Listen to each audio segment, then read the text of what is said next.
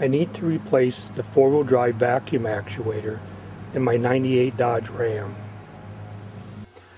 The actuator is located on the passenger side of the front axle. The axle contains fluid, so I've jacked up the right side of the pickup and placed the tire on blocks to minimize the amount of fluid leaking out.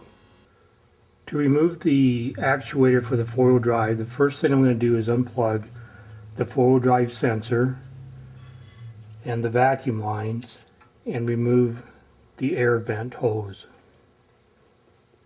To remove the plug for the four-wheel drive sensor, just pull down on this tab and pull the plug straight out.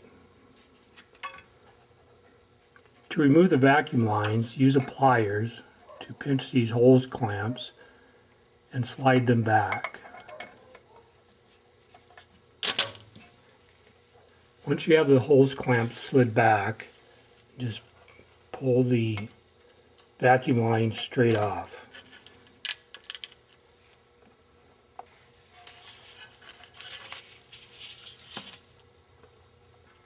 The air vent tube stays attached to the actuator, but you want to remove it from the frame. It's attached by this clip. You can just slide this right off.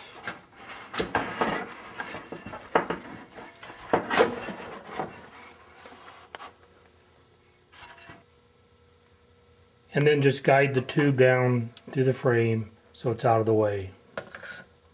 Next, I'm going to remove these 4 bolts with a 7/16 socket. You may want to place a drain pan under your axle because it does have fluid in it and it will leak out.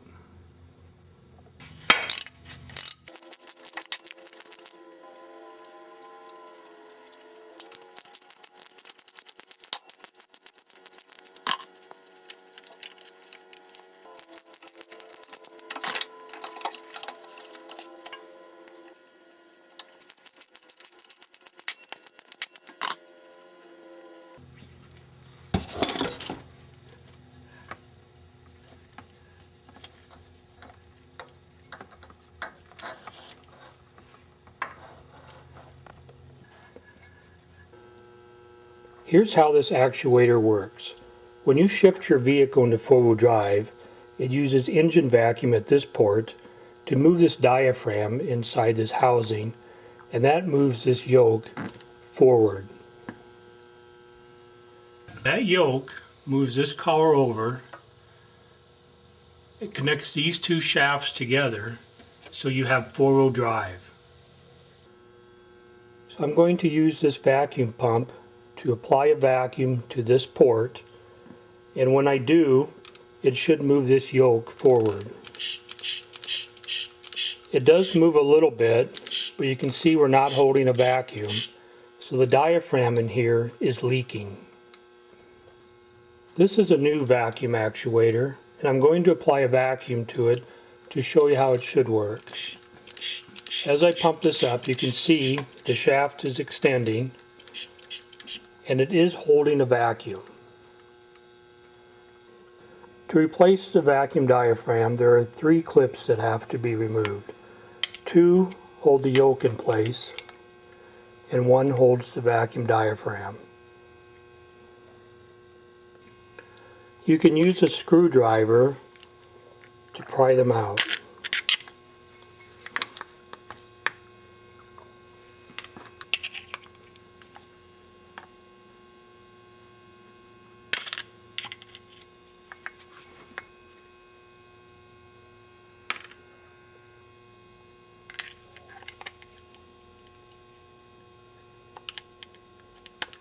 You can stick the screwdriver between this E-clip and the housing and then twist it, popping the clip out.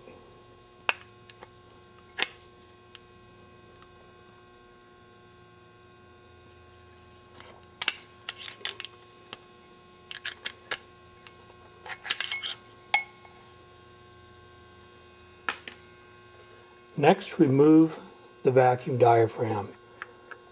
You can remove it by twisting it back and forth and then pull it straight out. And you want to remember the orientation of the yoke so you don't put it in backwards. The first thing I'm going to do is place the new O-ring onto the new vacuum actuator. And it goes in this second groove back here.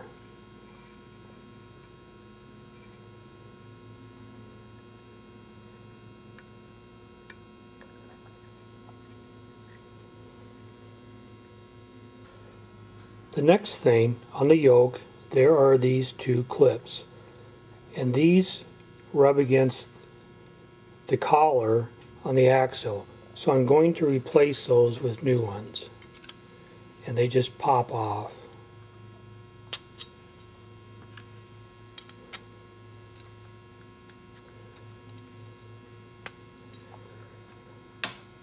And then the new ones just snap on.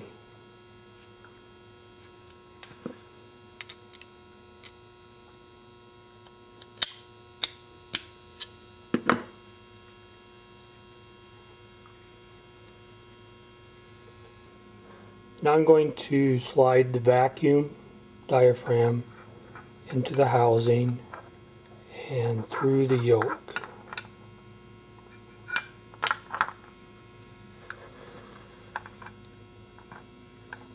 And make sure your yoke is in this direction.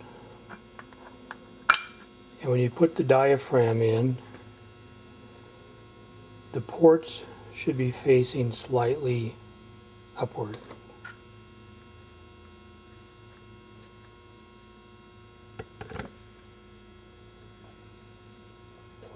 You may want to put just a little oil on that O-ring to make it easier to put in.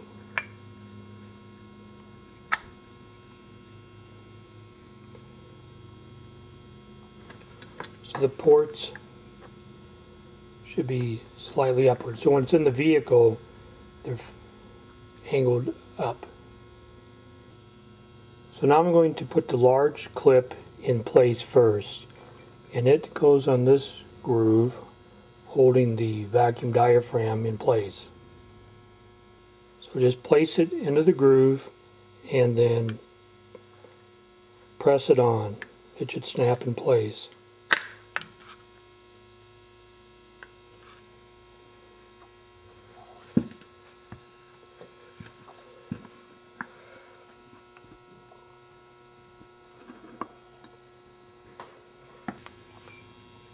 Make sure it's fully seated so this diaphragm can't slip out.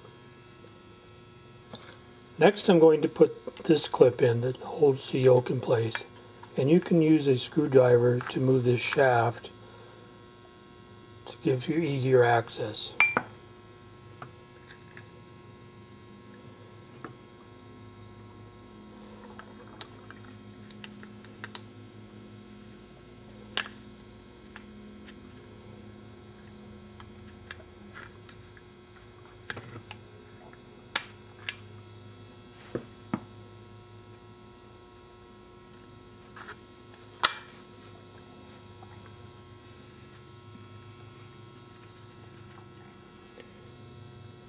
And then the last clip.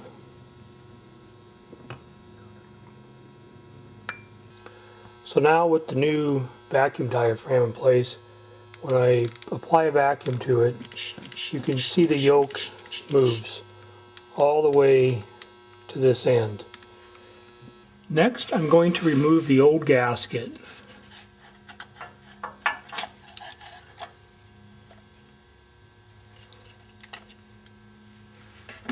Make sure this surface is completely clean before putting the new gasket on. I have the new gasket and 4 new bolts ready to install. I put all 4 bolts in just to hold the gasket in place. But now I'm going to take out this upper left one and put this bracket on and then replace the bolt.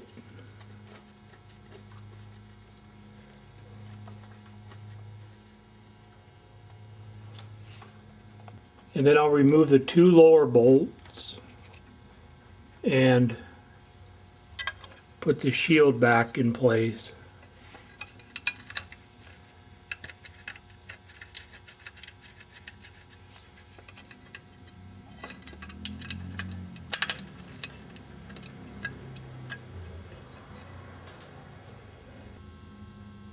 Next, using a torque wrench, tighten each bolt 10 to 12 pounds.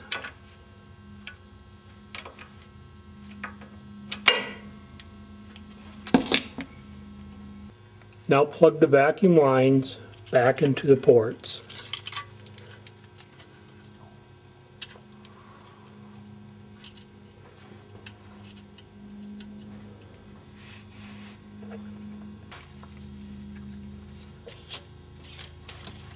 And then slide the hose clamps back into place.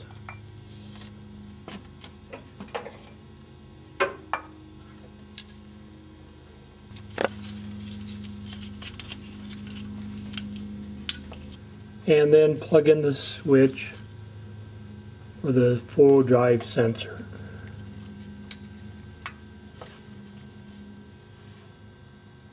And now we'll take the air vent line and run it up past the frame and reconnect the clip.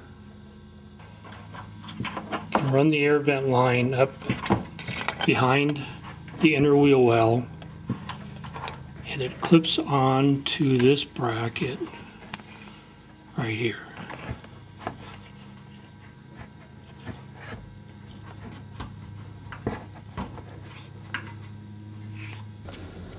And now when I shift it into four-wheel drive, the four-wheel drive light comes on, so I know it's engaged.